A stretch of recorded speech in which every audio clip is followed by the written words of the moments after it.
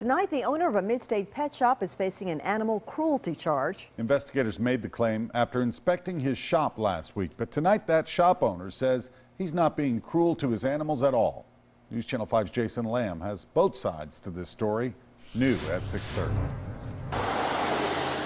This is the shop where Cookeville police say the owner was charged with animal cruelty after a tip from the animal rights group PETA. You know, dealing with a pet store is an unusual occurrence for us. Officers investigated and they say they found several things that weren't normal. They felt like it was a level of uncleanliness and neglect for some of those animals that rose to the level of actually being cruel and abusive. This large South American red-tailed cat. But inside the Age of Aquarium's fish and pet shop, There's no cruelty at all. owner Michael Casella says he's done nothing wrong.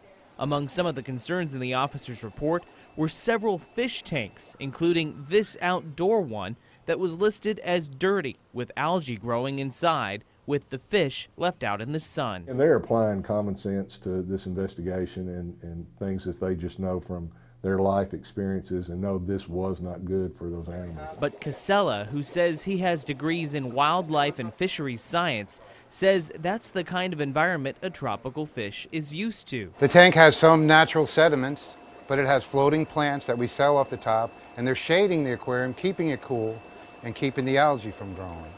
The fish is very happy. It's a tropical rainforest fish and belongs in that kind of environment. Officers also noticed an above-average amount of feces in a bird cage in the back. There were some birds confined in a cage that appeared to the officers' common sense to be way too small for the birds that were in there. But Casella says those birds were just being held in the one cage for a short time because there was a problem with the other cage. And Casella says those birds are his son's personal pets. The police entered a private pet area that was where the pets were not for sale. There were no price tags, and they were my son's personal pets. Casella says he feels like his name and his business have unnecessarily been dragged through the mud, but police say they think their case is solid. When we got that complaint, that it was important for us to act immediately, and that's what we did.